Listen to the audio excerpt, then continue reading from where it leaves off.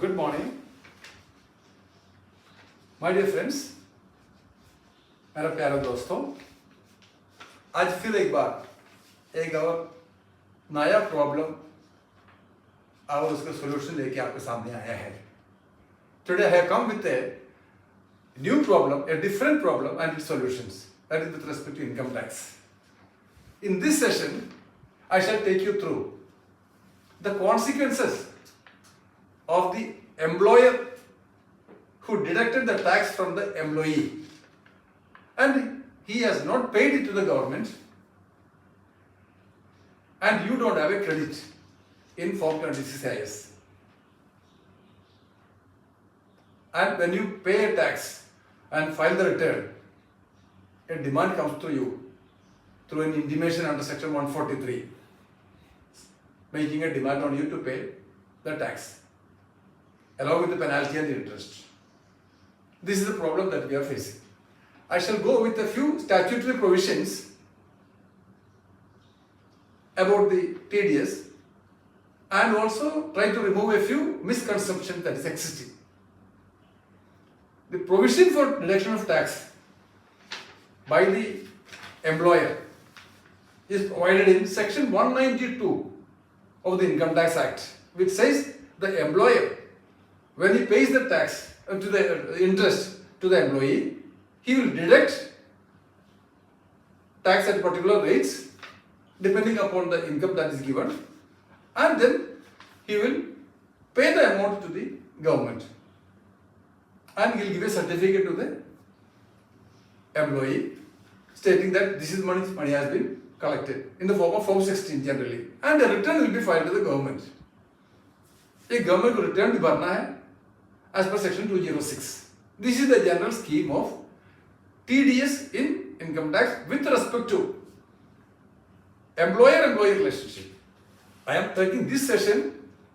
वो employer employee के जो salary जो देता है उसी टाइम पे जो TDS डिडक्ट करता है उसी टाइम वो डिडक्शन से जब उन्होंने गवर्नमेंट को नहीं पे करता है उसके बारे में मैं बोल रहा हूँ। बाकी भी TDS है जो कॉन्ट्रैक्टर का पेमेंट जो देता है जो डिडक्ट करता है, that I am not dealing in this session because this is a more lively issue with a lot of employees. So I wanted to clear this matter in front of you. Before I go further, I will explain a few misconceptions. Firstly, when the employer has deducted the money but he did not pay the money, we also know he has not paid the money. Demand has come on to us. We think, okay, government is right because if he doesn't pay, the tax has to be received by the government. But if the employer doesn't pay, then ultimately it is correct only. We have to pay. What to do? Many of the environment, the people who are dealing with the tax, they also will advise probably like this only. What to do? Employer has not done it. This is a mistake, but you have to bear the brunt. So we try to justify, unknowingly try to justify the government or the department of income tax. Second misconception is we make a comparison with the GST regime, where the input tax credit cannot be availed by a buyer unless the seller to whom you paid the input tax, he has not paid it to the government. That is the law. Unless he pays, the subsequent buyer cannot get the credit. But there is a lot of difference. इससे दोनों में income tax की जो input जो TDS है और GST के अंदर में जो इनपुट टैक्स क्रेडिट है वो दोनों में बहुत अंदर है. Firstly, when you are buying your goods from your seller, you have no liability at that point of time. The liability is on the seller. At the time of selling, he has got a liability. It is not your liability. You incur a liability when you sell it subsequently. That's the first thing. So payment between the buyer and the seller is a contractual arrangement, not a statutory arrangement. You may pay, but you have to pay. That is true. But he can recover it through law, but not by the statute. By other statute, he can recover it because it's a contract of sale. He can recover it. Secondly, what we are trying to get is to get the credit of somebody else's liability to which I contributed and which he paid. So it is not my liability. It is his liability which he paid, and being a value-added tax, I can take the credit. But it was not my liability. So these three aspects are the one. My payment to him is contractual. Secondly, I did not have a liability at that point of time. And thirdly, I am trying to take benefit of the liability fulfilled by another person out of his liability, not my liability. Coming to income tax, my liability comes the moment my salary is accrued. I have a liability as an employee. I have a liability, and that liability is being recovered. It's being recovered by the employer, not optionally, not my option, not his option, but statutorily made compulsory under section 192 that he shall deduct it. वो deduct करना ही है, मेरा मर्जी नहीं, उनको भी मर्जी नहीं है, वो करना है, स्टैट्यूटरी कंपल्सरी है. That is the major difference here. It is, while he is deducting it, he is acting as an agent of the revenue department, agent of the income tax department, agent of the government, and is collecting it. So, an employer has got two shoes. On the left leg, he puts on a shoe that he is an assessee like me. He is earning income through profit and he is paying tax. I am earning income through salary, I am also paying tax. Both of us are employees. Both of us are assessees. It is the shoe of the left hand of the employer. But on the right hand, the दाएं पैर में कौन सा जूता पहनता है? वो सरकार का जूता पहनता है.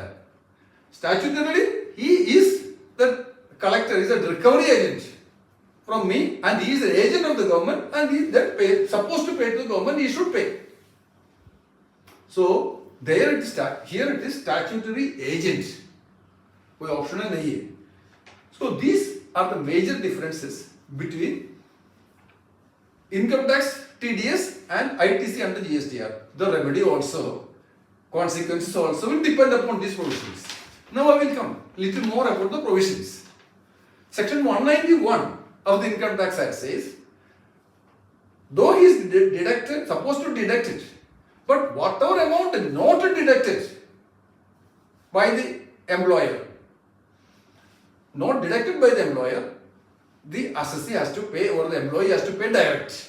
And section 205 says, to the extent the tax has been deducted, no direct demand will be placed on the assessee. So there are two things. Whatever is not deducted, that has to be paid direct by the assessee, by the employee, and what is deducted, the department cannot make a direct demand on you. That's an enacted provision.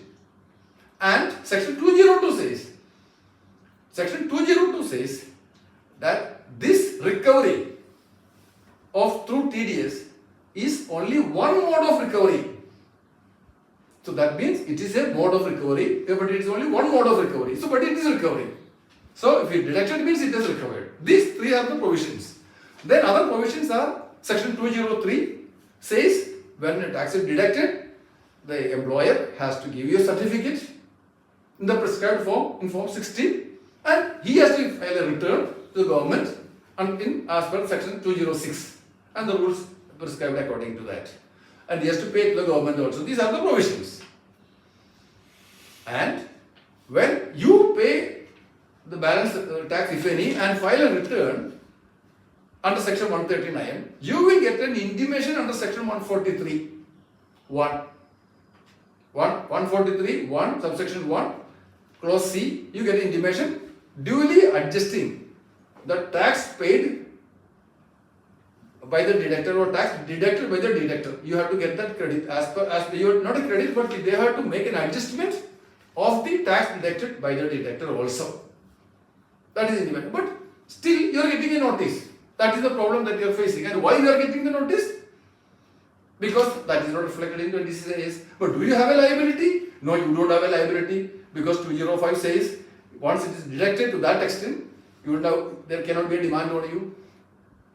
143(1)(c) says that tax deducted has to be adjusted. But if he does not know whether tax is deducted, how will the department know? How will the CPU, the Central Processing Unit in Bangalore, know that tax has been deducted, because it is not there in the 26IS? So there is a problem. How to come out of the problem is what now we should be thinking about it. What are the remedies? we have right to see that we don't. We have got section 205 to say that what I have deducted this, my employer has deducted this, and therefore you should not do this. You should not deduct it. I should be left free without paying because my amount is already required. So these are the statutory provisions. Now, should you have anything to clarify, I will be happy to do that. Yes, we have a few questions. How will the government recover the tax dues if the employer does not pay? Good question. That is the question that will come to the mind of almost all the assessees. That's why they also accept the demand. How will the government has got numerous ways. Section 191 and section 201 says a person who deducts it and not paying the government, or a person who fails to deduct, though he is required to deduct it, he will be an assessee in default, and the government can proceed against him to recover the money. That is the provision. Also, it is an offence under chapter 22, 276BB, he can prosecute him also. And even after that, government may not be able to recover also. Person would have died. If it is a company would have liquidated or gone under bankruptcy proceedings. A situation that I faced in my case. मेरा साथ यही था, मेरा company IBC proceeding में था. So there was a moratorium. Nobody can enforce the money. If the company goes under liquidation, government may not get also, or may get a part of it only. So all these risks are there, and there is no law that all dues due to anyone, from anybody, they will be completely recovered.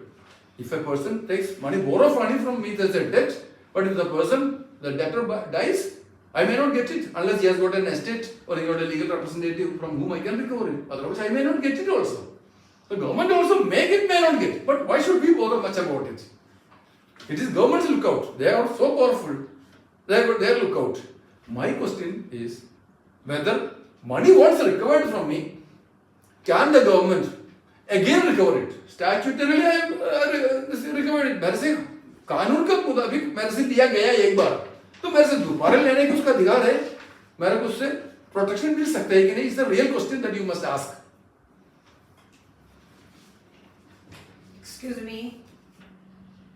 Do we have any statutory remedy to appeal through Income Tax Act? Okay.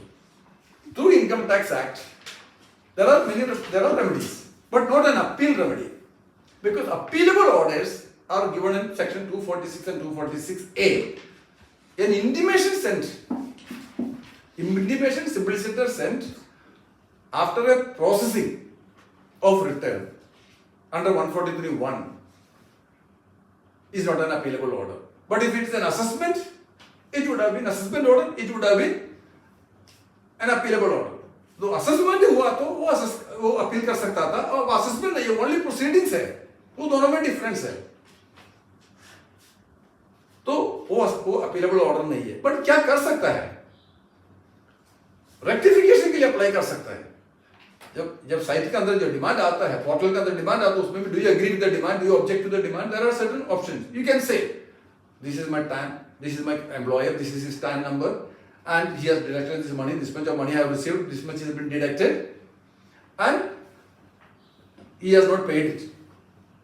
So he can object to that, so that they can take it from the, or if they don't respond, you can go to e-Nivaran and pay your application. That will be treated as a rectification application. You may get a relief, you may not get it. In my case, I didn't get a proper reply. I had to run around between the TDS commissioner, TDS department, and the assessment department. And with great difficulty, but after a long time, then the case was transferred to jurisdictional assessing officer, then I get a remedy. Can you explain why intimation under section 143 is not an assessment? Oh, good. There is a lot of understanding about assessment and intimation and processing. We are all assessees. I am assessee for the last 35 years, but I have never been assessed. what has been done? I file a return, I pay the tax, I file a return. My return is processed under section 143(1). When they select it for assessment, then procedure under 143(2) and 3 take place. You get a shockers notice, they will call you for some information, and then you will be heard, then an order will be passed. That is a assessment order. Order passed under 143(3), subsection 3 is an assessment order, which is appealable. So we may be under the impression that we are being assessed, but we are not actually, most of us are not assessed, only some cases are selected for scrutiny assessment, they are assessed.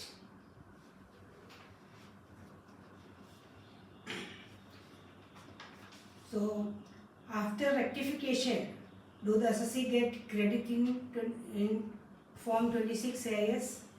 After rectification, there is no credit. Only thing what we can get is, we can get our recovery action stopped. Demand on me can be stopped. Credit may not be there. The government can go after the deductor, can prosecute him, he can attach his property, he has got many ways, they can get the dues from the employee. But credit will not be given, but I may not be required to pay. Ultimately, that is the remedy that I can get. Okay. Do we have any remedy available through the High Court? Yes. Remedy to High Court we can go as for a writ of certiorari when an order has been passed in total neglect of the law of the statute. There is a provision. A lot of people have gone in the last few years. A lot of companies have deducted and they went under liquidation, under IBC, and that for whatever reason they did not pay. Assessees, employees, court में गया है क्योंकि वो order है वो section 143(1) और 205 के खिलाफ में है. 143(1) सेज कि जो टैक्स डिडक्टेड है वो एडजस्ट करना ही है. 205 says whatever tax has been deducted, there cannot be a direct demand. So whether he paid or not is a different thing. So we can go, and people have gone and to various high courts. People have gone to Bombay High Court, Gujarat High Court, gone to Madras High Court, and got reliefs also under writ of jurisdiction. Can I have a live example? There is a live example of my own example. Whenever I think of it, I miss my heartbeat. Because my company had deducted the tax, but they didn't pay. First year they paid partially, second and third year they didn't pay. All 3 years together there was a deduction of 25 lakhs. When I paid the return, the first case, there was a demand with penalty. It was 1.5 lakhs plus. With penalty it became 2.3 lakhs. Then somehow or the other I requested the company and I got the money because I was still in employment. I paid it and cleared it. Second time when I paid it, it was around 6 lakhs. Along with the interest, when penalty became around 9 lakhs. I kept on fighting the case through e-Nivar and through the portal and all. It was a long process. Third year, I was so scared, I didn't even file the return. So when I think of it, I still miss my heartbeat. I was writing to CPU through the portal. Then I went. They told approach the TDS commissioner. I went to the company's registered office at that area. Who is the commissioner to the TDS commissioner? I wrote to them. They wrote to the subsequent offices. Many times it happened over 2-3 years. Finally, I got a letter. बाद में ये letter मिला. The resolution personnel, जो company was under liquidation, under insolvency procedure. They gave a letter, the resolution personnel gave a letter saying that this much money has been deducted over the 3 years and it has not been paid, but I cannot pay because there is a moratorium and the case is still in the court, in the tribunal.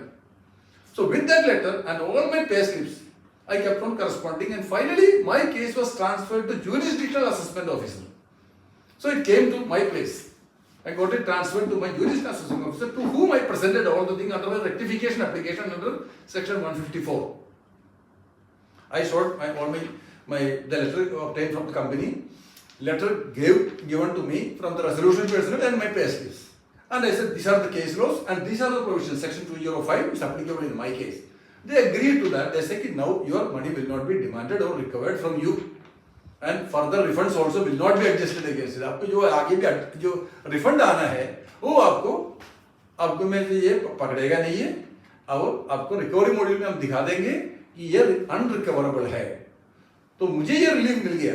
अगर ये relief अगर नहीं मिला होता, I should have gone on appeal to the Commission of Appeal, or I should have gone under writ jurisdiction to High Court also. This is a live example because I faced it. It was a bigger amount over 3 years. I hope I have clarified all what you wanted to know. Anything else? Hope in case of no further queries, I will wind up my summary. I have given you an overview what is TDS. I have given you an overview how it happens, why the credit is not being given to you and what demand comes on to you and what are the provisions and what remedies are available, rectification remedy, appeal remedy within the departments and the High Court's writ jurisdiction remedy. Thank you.